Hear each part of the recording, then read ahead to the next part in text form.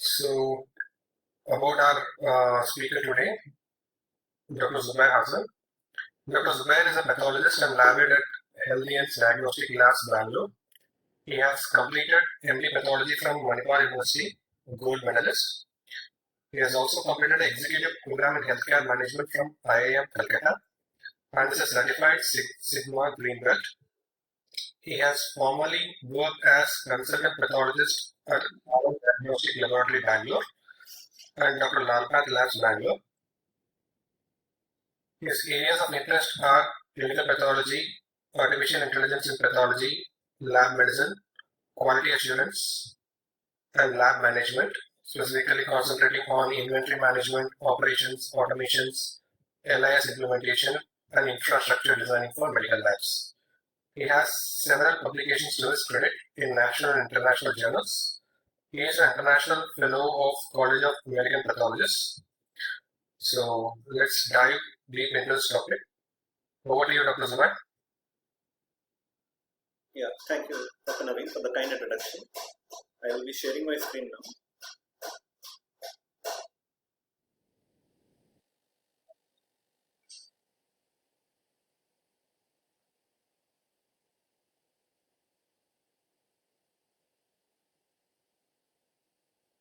Is my screen visible to everyone? Yes, sir. Yeah. So, yeah, thank you. So, today's topic is something quite general, and most of us will have some idea about it, right? So, like I would like to take the conversation forward from the kitchen. When we look at the kitchen and we look at it, how do you manage? How do you manage the thing? How does your mother manage, or how does your wife manage the things at the kitchen? They manage it quite well. Just a minute. Just hold on. Sorry for the interruption. Yeah. So what I was trying to say is that how do you manage things at the kitchen? We manage our mothers or the wives at home. They manage it very well by making sure that there is nothing lost in the kitchen, and the tiny things are in place, so that the last minute dishes when you're making the biryani or the sambar, things are in place. That is very important, right? So that is where material management comes into picture. Now, coming to our lab. In our lab, what do you find? Lab XYZ is left with COVID IgG kits 5,000 tests with expiry of June 2023. Now, what information would you like to know before placing an order for the next quarter? So, I would like to just throw the question open to everyone. Should the lab even order the kits for the next quarter? If it is COVID IgG kits, you know the expiry is of June 2023. And knowing that the test COVID IgG, whether we are doing it or not. Right? Earlier, it was in fashion when the pandemic just started, we would do this test. And now people are doing, some are not doing. You have 5,000 test kits left. What more information you need? If some of you can type in the chat summary or can unmute and answer, I would be happy to move forward. What more you want to know before you order the kits? Any responses? I cannot see because I'm displaying my screen. Maybe you can unmute and speak if anyone wants to speak. I'll just wait for some 10 seconds or 20 seconds. What information would you need? Any replies? If Divya is there or Naveen are there, they can just see the comments. Currently, no comments, Dr. Zubair. Okay. You can proceed. Fine, we can just proceed. So, yeah, probably you would want to know the average workload of the past 3 months. You would want to know whether the decline in the workload, something like that you would want to know, right? Before you see. And knowing the workload, you may not want to order as well, right? You would like to explore other options, whether we can give back the kits to the dealer. These are things that would come to your mind. So what's the role of clinical laboratories?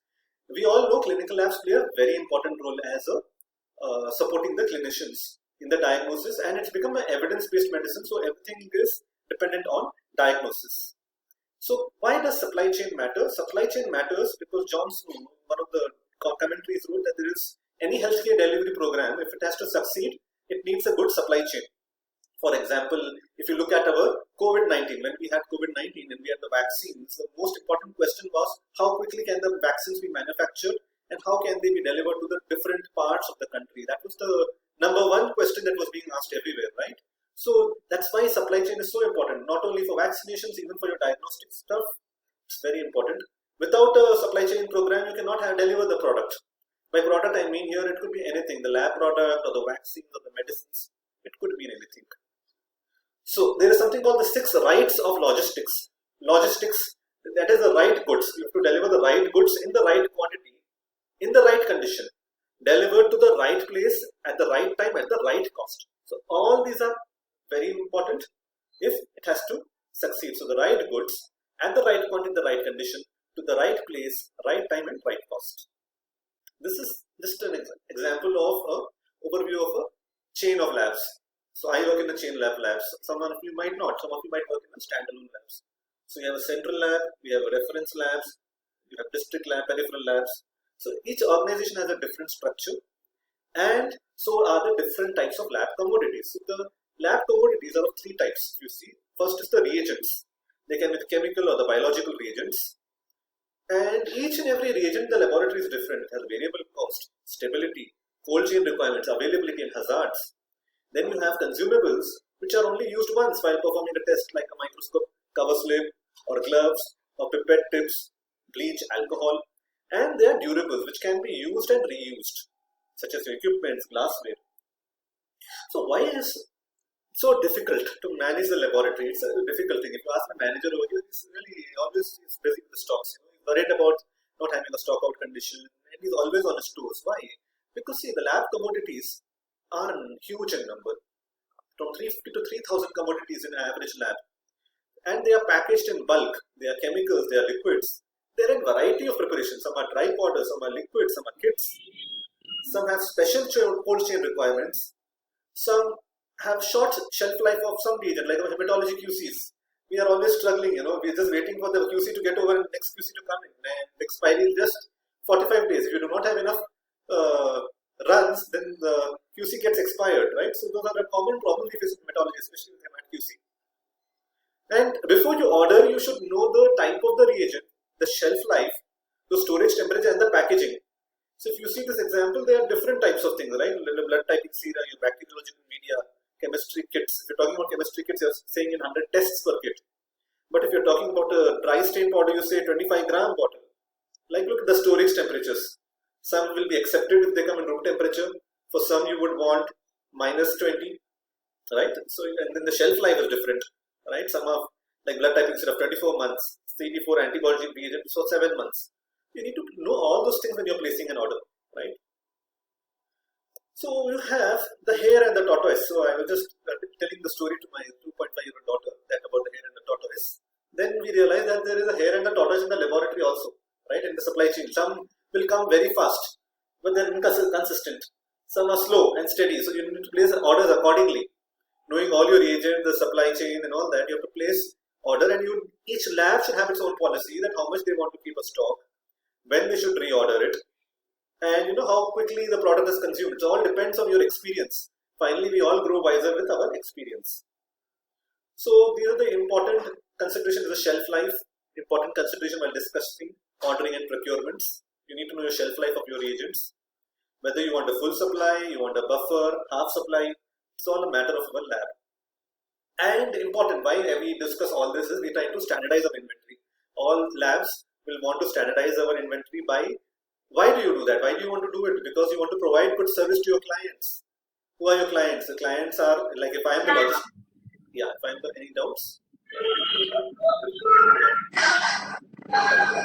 Somebody might have to mute themselves. Okay. So what I was trying to say is the clients could be your, if I am a logistic manager, the lab employees are my clients, right? And if I am the vaccine maker, the hospitals are my clients.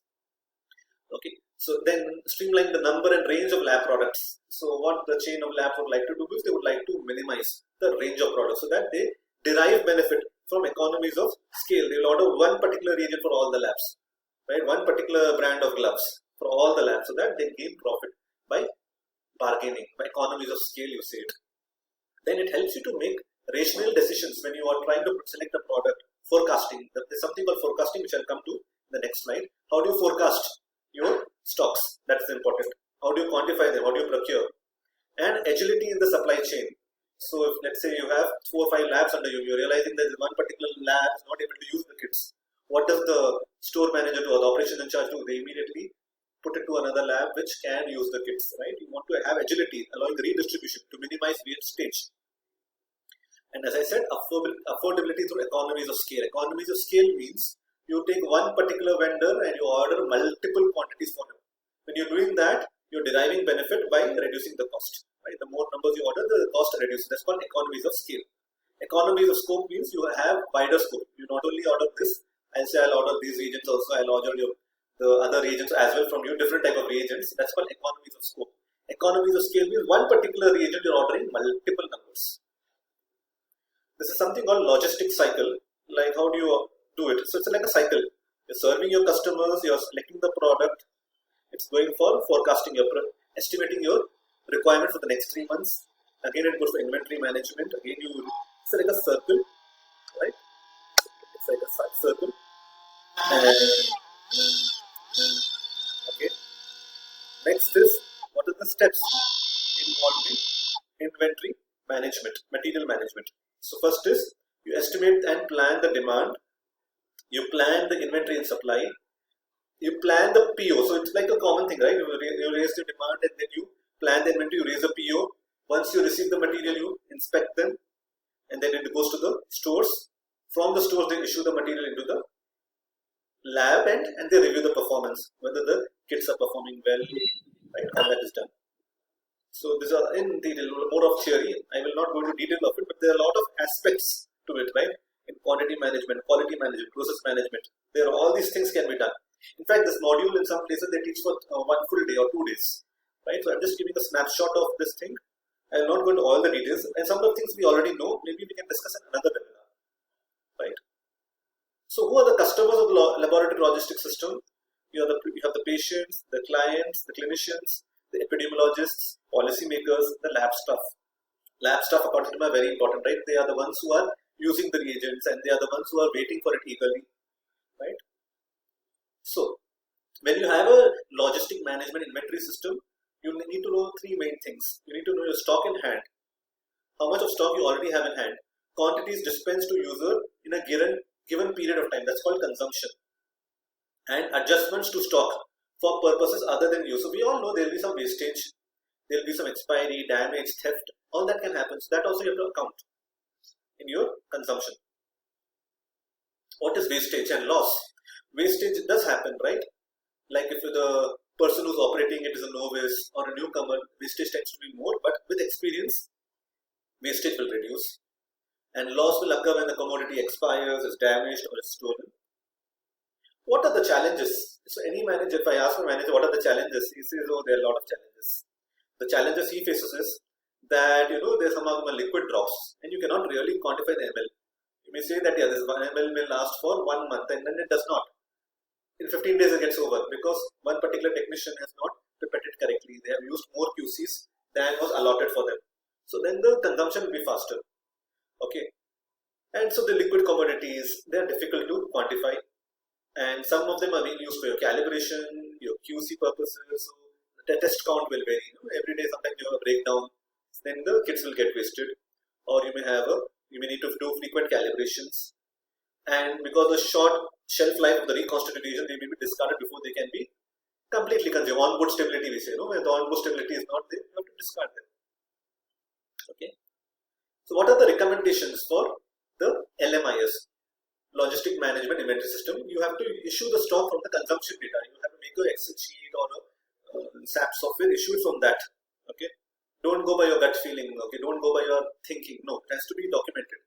Use the smallest unit of issue as the unit for stock keeping and reporting. Routinely report stock levels, issues, losses, adjustments, stock outs. So routinely you have to check monitoring. Daily test count you take. What we do in our lab, the daily test count we take at the end of the day, it's tallied into a sheet so that you know the requirements. How much is left behind, how much you can order. And then that can be used as an activity register to track your consumption. And you have to computerize it. Nowadays, software is available. You can computerize it very easily. Manual ledgers are also having the rules. With a manual ledger, you cannot manipulate, but difficult, right? Nowadays, we are all going from the manual registers to the computer system. We are more comfortable with the software. Why is it important to quantify? I've already mentioned certain things that you do not want to overstock. Don't keep extra stock which you cannot use. At the same time, don't keep less stock that you have a stock out situation and a shortage. Then you would want to prepare and justify a budget, right? After all, we are running the labs with justification. We have to justify. You cannot have just spend lavishly and incur a loss. No. And then you have to make informed adjustments for procurement when you have a constraint. Constraints are there. Management will have a constraint. Every management has a constraint. So you have to give your justification and do what is required in the best interest of the organization. To plan new policies, you can see your test counts. You can see if you're having a lot of tests which you're outsourcing today, you might want to bring it in-house. And important, how much of storage space may be required in the future. You are expanding and buying new instruments. Accordingly, you will have to expand your storage space, right? If you do not have the storage space, then where will you keep them? You can't stock them out in the corridors or somewhere else, right? So you need a storage space as well. So some common terminologies used in quantification. You will know it. You will use it. I'll just read it out. So consumption is the quantity of an item used to carry out diagnostic test. Consumption review period is a period over which consumption is reviewed, usually 1 month. Average monthly consumption, a measure of the number of units of a commodity that was used in an average month over a specified period. It could be 1 month, 3 months, 6 months. Right? How much was the monthly consumption? Maximum stock level, how much of quantity you want to keep in your facility at any time. That stock level you should specify. Minimum stock level, minimum quantity of the laboratory commodity that should be at the facility before you reorder. You don't want to say 0 and then order, right? No, you will have a minimum stock level. Maximum month of stock is the highest stock level that the facility should hold of any item at a given time, expressed in months. Next is stock in hand or closing stock, the quantity of labs commodity in stock at a specified time. Best when based on physical count. At the end of the month, you better do a physical stock count, physical count in your lab and tally it with the sheet. Whether it's tallying or not, also you have to see. And quantity to order, the quantity to be ordered for the next consumption period, example, 1 month. So these are all the things that the lab manager does at the end of the month, right? Or the beginning of the new month. Stock out. When there is no stock of a commodity in the whole facility, is called a stock out. Safety or buffer stock is minimum quantity that should be kept in the lab at a given time to give you a cushion against uncertainties in demand and supply. And unit of issue you need to know. The quantity of a commodity in a container or a pack. Like it could be tests, pieces, liters, grams, vials. Okay. So there's something called consumption-based method. What we are going to talk now is the consumption-based method. It can best work when all your stocks are computerized in a Google Sheet. Then we can use that. And how will you do that? You will look at your consumption data report and your request from your workload of the last 3 months and 6 months. You'll analyze the pattern in the workload, what is seasonal, what is cyclical, I'll tell you in the next slide. And you'll look at your actual lab stocks, how much you have got. So this is something I wanted to tell you in this called time series forecasting. Sometimes you will notice that certain things are cyclical. For instance, what is cyclical? Like weekends, if you go to the mall, you'll find a lot of people in the mall. Everyone has come to the mall to watch the show, go to the food court, enjoyment and game zone.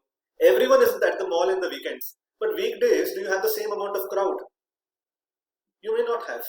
In the weekdays, the crowd at the mall is not that much compared to the weekend. That is a cyclical pattern. Every week, the mall people will also know that, okay, weekend we get good business, weekdays not so much of business. What is trend? Trend is slightly increasing. See, if you see this business over a period of time, it has been increasing, right? That is called trend. Year after year, from first year to maybe the 7th year, the business has increased. That's a trend. Within the trend, as I said, there will be some cyclical pattern and then there will be a seasonal pattern as well. What is seasonal pattern? In our healthcare industry, there are some diseases which are seasonal. When you have the rainy weather, you will have more cases of dengue. So that is a seasonal pattern. Alright? So that is a seasonal pattern of workload. When the dengue spike will be there. Okay, that's seasonal. Next. How do you calculate the inventory by consumption method? So this is the formula. I will not go into depth of it. Sometimes reading formulas can be a little boring to the person listening to them. Yet I will just touch lightly upon them. So this is select the consumption period, determine the consumption which is C, and determine the average monthly consumption, that is C divided by CP. And you should know your monthly maximum month of stock you want to keep. That is the desired consumption period plus the buffer in months. And using that, this AMC into maximum month of stock will give you your maximum stock level. This all can be fed in an Excel sheet. Okay, when you put the formulas, it becomes very easy. And conduct a physical stock to get the stock in hand. The quantity to order will be the maximum stock level by the stock in hand. So this is an example of this Excel sheet. You can feed the formulas. You can put your kit, part number, department, present stock in kit, number of tests per kit, present stock as on this date, expiry, consumption. So you feed certain values and the other things will come calculated on an Excel sheet. This is what is used most commonly in many labs. The Google spreadsheet can be used. You can share the access with your people who are involved and everyone can monitor it. So then you will know how much to order. Okay, so quantity to order will come here, remaining stock in tests, remaining stock in kits, right? All that can be done with the Google spreadsheet. Now coming to another topic. So this is the first part about stocks. Now another topic is what are the factors to be considered for an optimal storage of commodities in the laboratory. So I could ask a question, but if you reply, fine. If you don't reply, then I will tell you the answer. So you just think for yourself, what are the factors to be considered for optimal storage of commodities in the laboratory? So if you ask me, I will say first, what do I need in my lab? I need adequate space. I need shelves. Okay, I need to know the storage temperatures. It should not be extremes of temperature, right? It should be shaded area. Let us see what is there here. So again, provide appropriate space and security for the stored stock. Safe and orderly arrangement of the stock. Minimum, maintain the correct storage conditions to safeguard quality. If your lab is very big enough, you have a cold storage, right? And most important is, the very basic thing people don't follow is first expiry, first out, or first in, first out, which is going to expire first, you consume first. Okay, there's a basic rules to be followed. If you do not follow, then you will lead to wastage. You have to minimize wastage. Maintain updated laboratory stock cards, expiry tracking charts, label all the reagents and chemicals clearly, the manual reagents you're preparing, or the QCs you're reconstituting them, write the date of preparation, date of expiry. Okay. And for the reagents prepared or constituted in the lab, the name of the officer who prepared the reagent should be indicated. Store the chemical and reagent in the correct zone. Make sure that incompatible things are not kept together. Acid and alkali should not be mixed together. Okay. Do not store them above your eye level. All those things are also important. Safety practices. Secure storage area for your expensive, dangerous items. Maintain the correct temperature. Conduct regular physical stocks. Develop an SOP for storage of lab commodities and other supplies. So you have to maintain the SOP and standardize things. Again, another activity to identify these things. Are you familiar with these symbols on the chemicals? This can be flammable, this can be hazardous, cautious sign. This is called GHS pictogram. You should be familiar with these, right? And you should have a material safety data sheets with you ready all the time, so that there is a poisoning, you know how to handle it. There's something called NFPA hazard system, right? So there are color codings for each of the commodities. Red is for the fire hazard, blue health hazard, white specific hazard, and then you have the yellow instability hazard. This is graded on them. Do we really look at it? You should look at it, okay? Look at the hazardous reagents in your lab, classify them. Not for the audit, for your own safety. Forget the audit. Auditors will come once in a year, but you are dealing with your lab, right? We have to look after our safety and our employee safety. Then some more things. When you receive the reagent in the lab, what do? You will have a checklist. Look at the supplier name, match the item description, date of receiving the material, invoice number you tally the invoice date, challan date. Look at the PO number, pack size, whether the quantity is received as per the order or not, should not be expired, whether the cold chain was maintained or not, very important, right? Physical condition is damaged or broken, and other things as well, right? So when I showed this PPT to my manager in my lab, he said there are some practical tips to be looked into. All that is theoretical, see, but what are practical things to do? Like train your technicians on pipetting to minimize wastage. Instrument timely maintenance is important. That will reduce your reruns. Timely aliquoting is important. Store at a proper temperature. That's very important. QC should be aliquoted and stored at your deep freezer. Then it will last for 1 month. If you keep in your refrigerator, it will last for 1 week. Timely calibration of equipment and reagents. Be a visionary and do forecasting. That was recently told to me by my senior here, that routinely keep stocking, checking your stocks and see whether your some tests can be brought in-house or some can be outsourced if the demand is not much. Don't order the reagent which you're not using, right? Just don't blindly outdo things.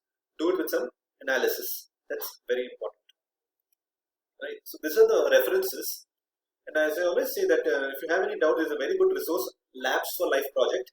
If some of you are there, technician students or lab things, you want any data, you can go to this module of Labs for Life project. Very good information is there. And USAID. This much of the data was taken from the USAID project and the others as well. All right. Stop sharing. So Yeah, thank you. thanks, Dr. Zubair, for the elaborate presentation. So basically, most of the common concepts with respect to regular inventory is covered. Say, for example, the first in, first out, of first expiry, first out, and how to basically look for a storage stage in inventory. What are to be considered before procuring and storing the inventory, material safety data sheets, regular day-to-day practices in optimizing the inventory and so on. Yet to receive questions in the chat box. I have a question I would like to ask it first. So, with respect, as I said, most common short stability variants of controls for the matter which we'll be using is metrology controls. So, how do you deal with stocking it up regularly? Yeah, that's a good question. So, see, initially what will happen when any lab starts a QC program, they'll find out that there's a problem with the hemat QCs. I remember my previous institution we used to have that hemat QCs don't come on time. Then with experience, we learn that you have to place a standing order for your QCs for entire 1 year. That is one thing we should do. Secondly, it depends on the instruments. And so usually we use a particular company, and that is 2 sets of QCs. So if you have 2 instruments, then it is good, then you can run in both the instrument one particular set and do it. It depends on that. So if you do not use all the 3 levels, also they will go wasted. So it is a tricky issue. You have to find out yourself whether you want to run 3 levels of QC because they are anyway ordered, or you can time it this way to morning 2 levels and evening 1 level. It's like that. But you have to place a standing order. In short, if you ask me, you have to place a standing order for the QCs for 1 full year. Not only for hematology, even for your other QCs as well. Otherwise, they don't come on time. And then if you have a stock out situation, what do? You may have to run your patient sample. That's one more thing. Not recommended, but that COVID time that was happening, that the supply was not good. At that time, we were running patient samples. And for that also, there is a way. What you can do is you can run 10 patient samples, and you see the repeatability between run 1 and run 2. And the difference of the two, you can calculate SD. And then you can make a reference as your plus or minus 2 SD for your patient sample. That can be done as a stopgap measure. I hope that answers some part of the question. Any other things you have to add? I think that covers most of it. Mostly, as you said, what we will be doing is instead of running 3 levels together in the morning, 2 levels can be run in the morning and 1 level in the evening, so that the entire stretch is covered. And we will be utilizing all 3 levels of controls to see, and nothing goes waste. Yeah, that is better, I think. We have to see questions in the chat box. If attendees have any more questions, they can unmute themselves and ask. Right, Eric.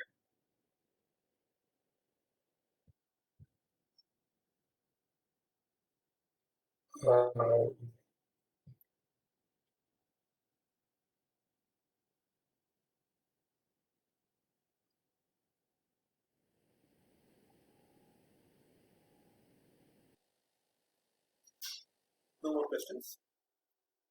Yeah, there are no more questions. Thanks, Dr. Zubair. Thank you. Yeah, thank you so much.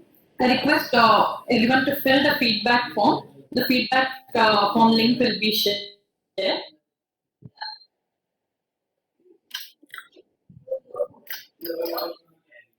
Requesting everyone to fill the feedback form. Just be online 1 minute. Yeah, the form link has been shared right now. It's in the chat window.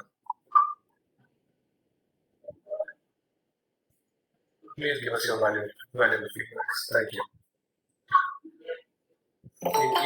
In case any one of you have any more questions, you can type in the comments. I can take it to Dr. Zubair and we can connect offline for clarifications.